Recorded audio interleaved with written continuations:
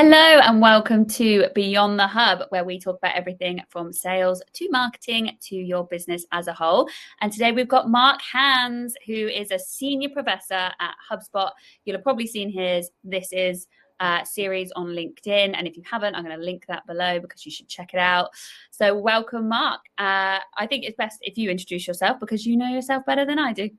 Interesting. Yeah, of course. My name is Marc Hans. I'm just a dude in Chicago. I'm fortunate enough to work at HubSpot, like you said, as a professor at HubSpot Academy.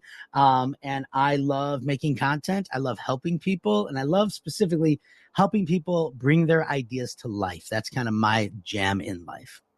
I love that. So we're going to be talking all about content on the go, short form content, creativity, all of that bundled into one. So I think we should just jump in. You said you've been with HubSpot for a couple of years. Yep, just hit 2 years. Just hit 2 years. 2 years, and they are known for being quite ahead of the curve. So in that short time that you've been there, in comparison to their 18-year birthday, which they had the other day, how have you seen them leverage creativity to stay ahead of the curve? Well, one thing that just stands out is HubSpot, compared to other places, they take the customer's word very seriously. So we are always talking, even on like the sales side, the development side of the business, we're always talking to customers. We have formal ways that happens with very specific like user groups that talk directly with like developers that are making, the actual product. On the partner side, we have like partner groups that are talking directly with partner part of the organization to figure out how we can best serve the customer. Like internally, we have like this acronym SFTC, solve for the customer. That is like, and a lot of companies have these things, they say it, but HubSpot really means it. So I think one way they really stay ahead of the curve is they listen to the customers, they ask what the challenges, what the pains are, what their goals are, and we try to build product, service, and enablement to help them solve their problems and stay ahead of the curve. So I would say, number one, we listen to customers. We love our customers. We solve for the customers. The other thing that I've noticed at HubSpot, probably twofold, Bridget, is one, on the product side, our development teams do not go to any sort of a standard release model. No. If they have code that is ready to go, every development team is given authority to push it out whenever it's ready, which means we have updates multiple times a day to different parts of our tool. This is great because it enables folks to move quickly. We know that sometimes it presents a challenge for customers because they're like, oh my gosh, things are changing so much. How do I stay up to date? And then that feeds into the last part, which is we are really keen on experimentation, specifically within HubSpot Academy. Our director, Courtney Sembler, really enables us to, if we see a challenge and we see an opportunity to best serve our learners at HubSpot Academy, go for it. And so we've been experimenting a lot with different types of content and format to say, how can we best help customers learn the product, use the product to help them grow their business. And that is kind of like the Venn diagram of how we stay creative, nimble, and innovative at HubSpot. That's so interesting that you said there's not really like a set plan. Obviously, there's a roadmap of, like where things are going, but everyone kind of has that authority to release when it's ready. That's so interesting because it must be really hard from a content perspective to stay on top of that. And to like make it memorable for people so that they're learning it, but not just learning it, like it's staying with them. So how do you go about that? It's a awesome question. So you're right. It does present a challenge, right? I think most, like when we help businesses grow, right? Everybody should have a North Star, the thing that they are driving towards. And again, for us, it's really solving for the customer. So if a customer has a need that can be addressed by an update to our software, we go for it.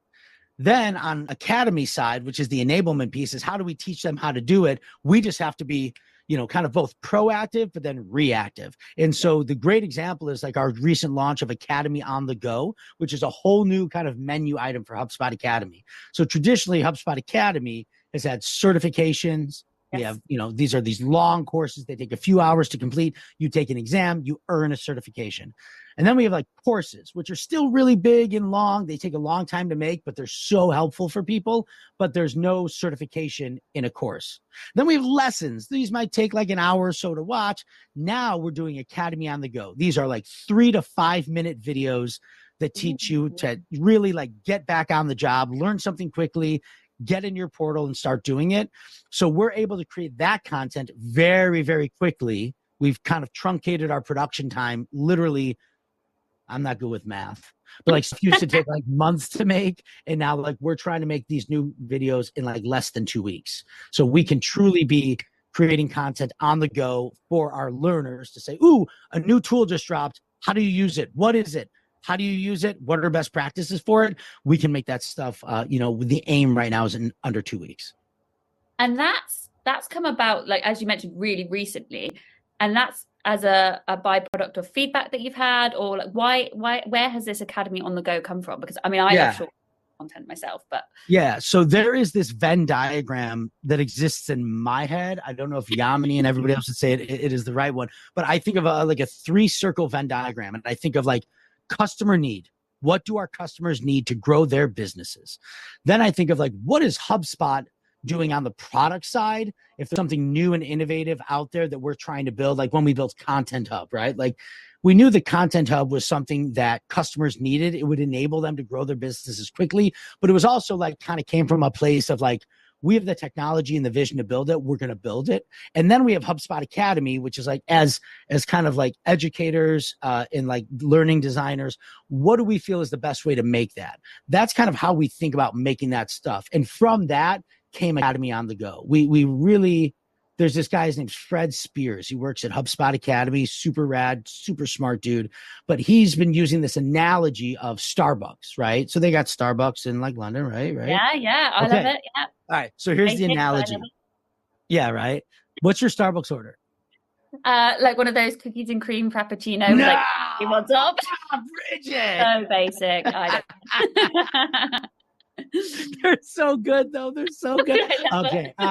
So Fred's analogy is like you could go to Starbucks and you can get your cookies and cream frappuccino with the whipped cream and the straw, and they call your name.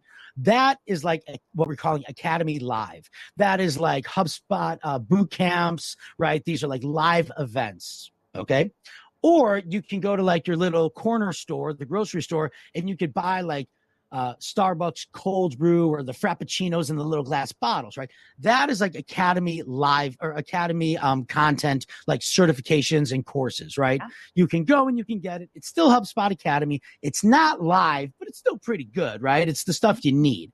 And then the last one is what we're calling Academy on the Go. And this is like you can buy Starbucks coffee to make at your house very quickly.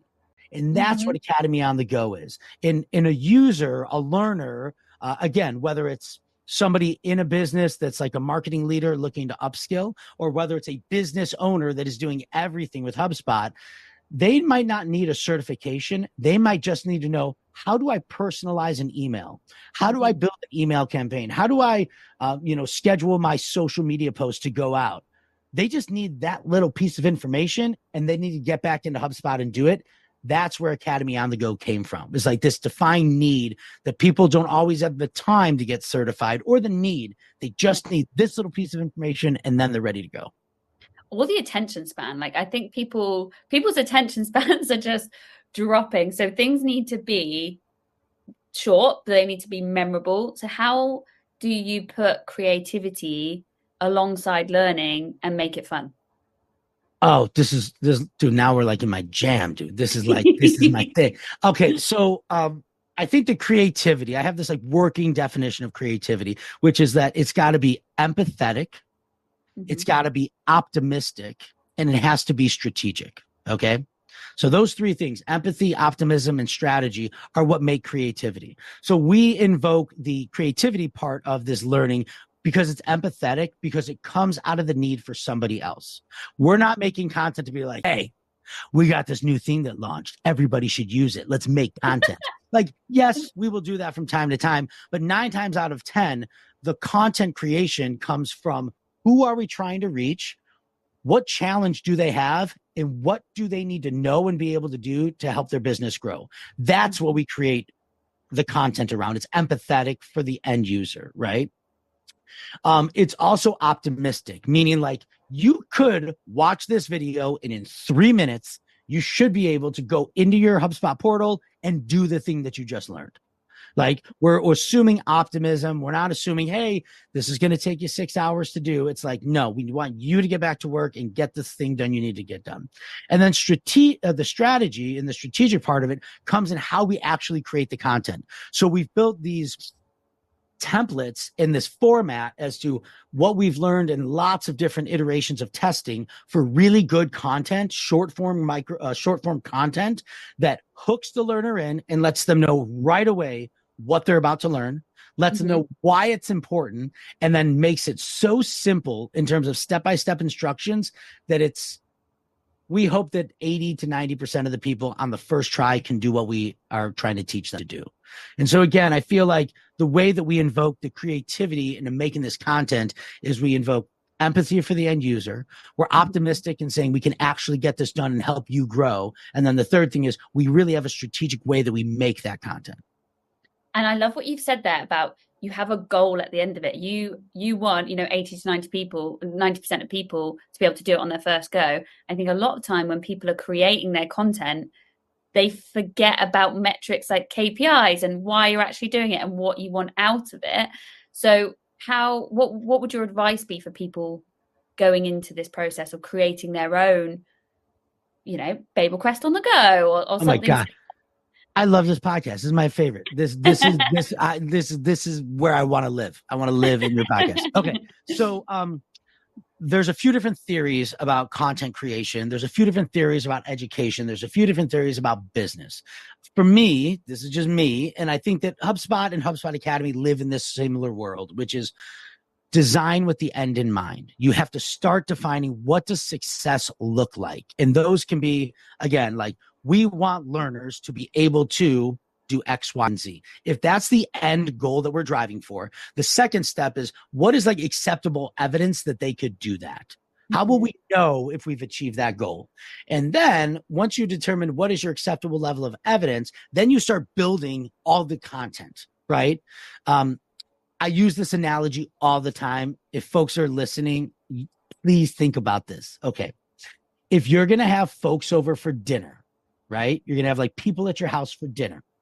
And you're like, oh my gosh, I'm going to make the best dinner for all of my guests. It's going to be so good. I'm going to make, whatever, like a salad, some great appetizers, some prosciutto wrapped, whatever. And then I'm going to make really great cocktails. And then I'm going to make, a great salad with a shrimp salad. And then for the entree, it's going to be a big pot roast with vegetables, whatever. So you make this meal, you set it out on the table, and then your guests are sitting there. And during the cocktail hour, you realize half of the people don't drink alcohol. Okay. And you've gone out and you've peeled the oranges, you've got the bitters and you got the rimmed glasses. And you're like, oh, nobody drinks alcohol, right? And then you put out the shrimp salad and someone's like, hey, I'm allergic to shellfish. I actually will need to take a like, oh no. And then you bring out the big pot roast and you realize 8 of the 10 people are vegetarian. Okay. This is what happens with most people in their businesses and in their content creation. They get so stuck on their idea that they don't realize to think about the end user and what their needs are. And so what we think about doing, and what I like to tell people to do is, if you have an idea, if you want to make content, stop and ask yourself, like, who are the 4 people that I know that I could call, text, or email that are going to listen to my podcast and is going to get something out of my podcast? And let me ask them, what do they need? What are their problems in their business right now? And that should determine the type of content you make. Find out if they're vegetarian. Find out if they don't drink alcohol. Find out if they're allergic to shellfish. That should inform what you make. And then once you determine what you should make, as you're making it, you should be letting them taste it, right? Hey, I know you don't drink alcohol. I'm trying to make a mocktail for you. Take a sip of this. Is it too sweet? Is it too salty? And then you refine based on your end user's need. That way, by the time you serve up this beautiful meal, they've tasted the sauce, they've tasted the drink, you plate it, you bring it out, and it's exactly what they want. That's how we should be thinking about content creation. You should obsess over your end users, find out their dietary restrictions, find out what they want, what they don't want, and build for them. I love that so much. So it's your buyer persona, it's your ideal customer profile. If you don't know that, you cannot start this process, and you can't even get to like the creativity part of it, because and that's the hardest. What some people might find is the hardest bit, and you are great at doing this. You make so many bite-sized pieces of content, and you know who you're targeting and you know what you're doing, but where does the inspiration come from when you in the process of making it memorable? Who inspires you? Where do you get your inspiration from? Oh my gosh, dude, we should do this every week. I would love that. I'm gonna like fire my therapist and just talk to you, dude. Are you kidding me? Come on, put that baby to bed. Let's go. Okay, so I probably would say, like, just like me personally, like I'm inspired by my family. My parents are great people. My parents, for context, we live in Chicago, Illinois, in the USA. Chicago is Chicago. It's got its ups, it's got its downs. It's just crazy. But my parents own small business. And so as a kid, I spent lots of hours at my parents' business observing how my parents interacted with other people. And one thing that I always observed was like my parents really worked to, I don't know if they worked to be memorable. They just worked to be kind. They worked to be helpful. They were just genuine people. And then as I got older, I started to be like, oh, like my dad, like he's got a guy that does this for, like they always had, I never mowed my lawn growing up. We had like a little lawn at our house. We didn't own a lawnmower because my dad would do a favor for this guy who owned a landscaping company. And he's like, hey, listen, I'll do you a favor. You come on my lawn. We're good. And so the question you asked is like, where does the drive to become memorable work from? I don't think about being memorable. I think about being helpful and genuine. And so the question I always ask people is like, how can I help you? Is there anything I can help you with? I think about the same thing about content and about career is like your work, yeah, it gives you money to put food on the table for your family, but you could do it in such a way that you are being helpful and kind and grateful to other people. That's what inspires me to like try to just help people. I feel like when I make those like this is videos, like the only thing I care about is like the other person. I just want to be like, oh my God, you seem so interesting. Let's talk. And I want to like know about them. That's it. Yeah. Like, can I help you? Are you trying to promote something? Like, where did this idea come from? I just want to know about people. And then I always joke. I tell my kids this, and my two oldest ones are teenagers right now. So to them, I'm just like a mumbling idiot that doesn't know anything in the world. You're not cool. Yeah. Oh, I'm the worst. But to my 4-year-old, like I'm still like the guy. But I always tell them like, I just want to have the best funeral ever. I want to have like the most rad funeral. I want so many different people to show up and like see my kids, but dude, your dad like helped you with this thing. Like that's what I want. And so how does content, business, life become memorable? It's just by being helpful to people. It's like that old cheesy quote from Maya Angelou: at the end of life, people won't remember like the things that you had. They'll just remember the way you made them feel. And I think we try to make that come through in content. Just be authentic and kind of genuine. Yeah. So if businesses want to be successful, they need to do that. And if they want to fail, they need to be inauthentic. They need to copy other people. There's probably a whole list of things that businesses should avoid. What would you add to that list other than, being inauthentic? That's a really interesting question because like, if your business wasn't meant to be profitable, you'd be a non-for-profit. You'd be doing social good in the world. So it's okay that like there's a theory of like you can do well while you do good. You can do well, meaning you can make money while doing good in the world. And that doesn't mean like, going to third world countries and giving them clean water. Doing good means like helping minority owned businesses get off the ground. It could be supporting, people in their entrepreneurial journey. That's okay. That's good to do. I think the things that businesses just shouldn't do in general is I don't think I think it would be a miss if they don't focus on people, both like internally and customer facing, right? So I always tell people, don't fall in love with your idea, fall in love with the people whose idea you're trying to solve. Yeah. Or problem you're trying to solve, right? So it's like everybody gets an idea and they just want to run with it. Mm-hmm. And that's good. That's exciting. You need that steam in your journey. But what's more important is like you get an idea, then the question would be like, who does this idea help? Like whose life does it make better? Whose day can it make better? Find those people and start getting with them, asking them questions, showing them early versions of your idea and get feedback and fall in love with them and their feedback. That should determine what you build and how you build it.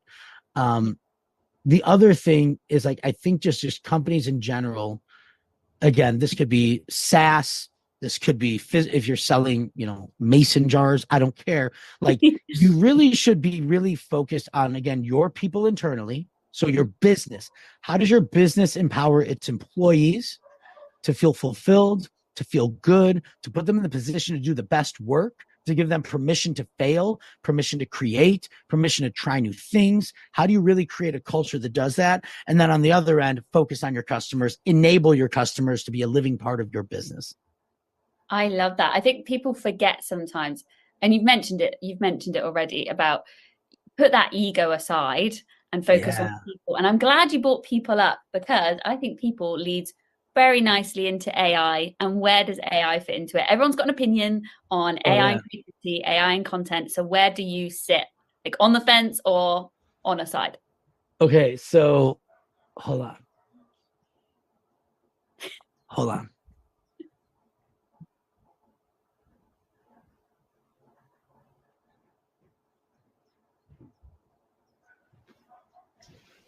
You ever seen one of these? I actually don't think I've ever seen one that like. Okay, screenshot this. You might need this for like a podcast cover. Okay, this thing right here. This is the third computer I ever owned. This is a Mac Color Classic. This was probably in like 1988, maybe. I think I got this. Okay. Ever since I got these computers, I was making stuff. Okay.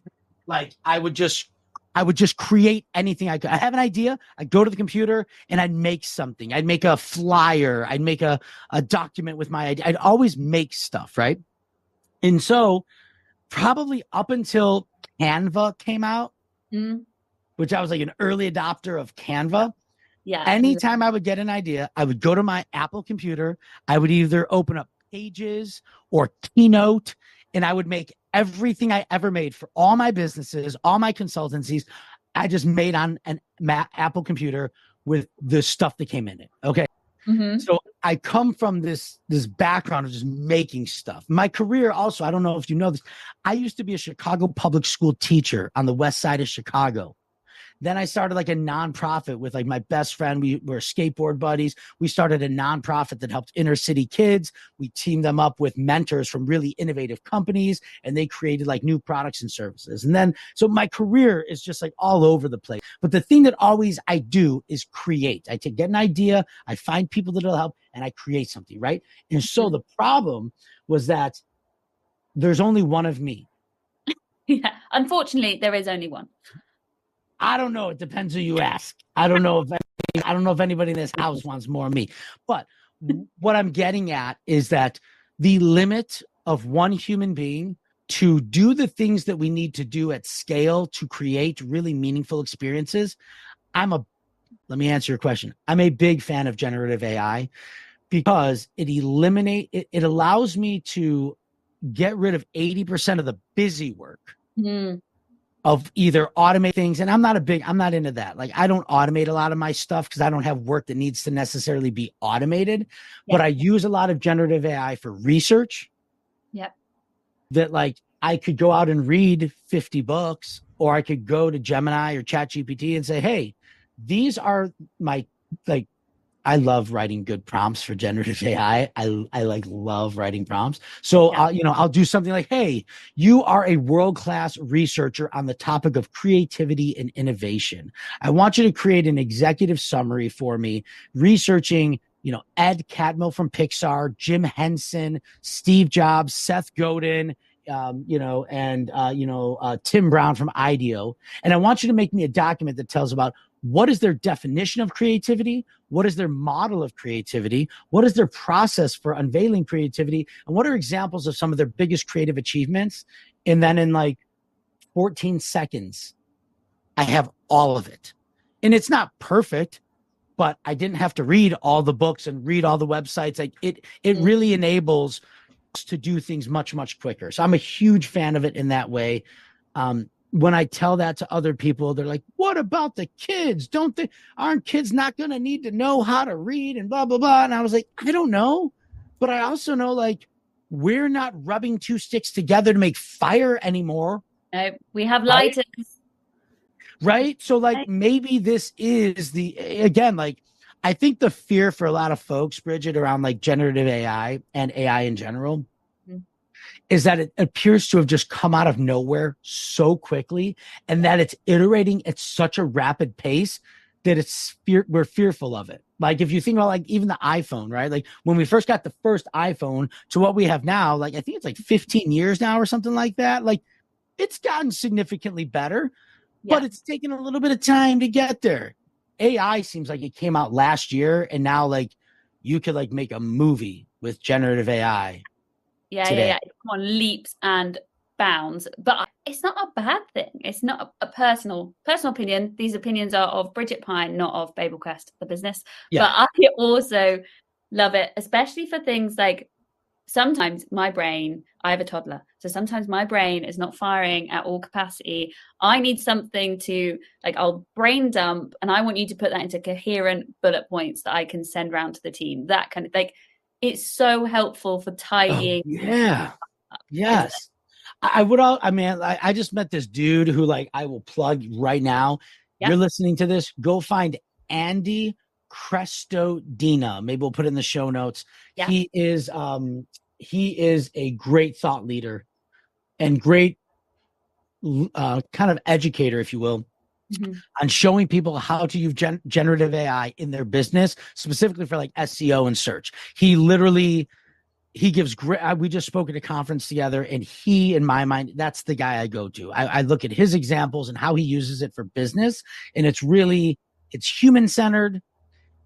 He talks like a regular guy. He doesn't talk like, too businessy, but he's a person that I can lean on and read and watch his videos and be like, oh, that makes sense. I understand it now. So yeah, I think that like I get it why people are scared about it, because it does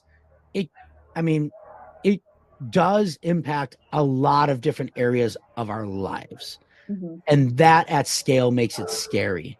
I just feel that like, it's just like any traditional bell curve of adoption and innovation. Like you've got your early adopters, then you've got that first wave of people that adopt, and then the masses adopt, and then the late bloomers will adopt. Like, I think that's where we're at right now, is like, we're still like right here.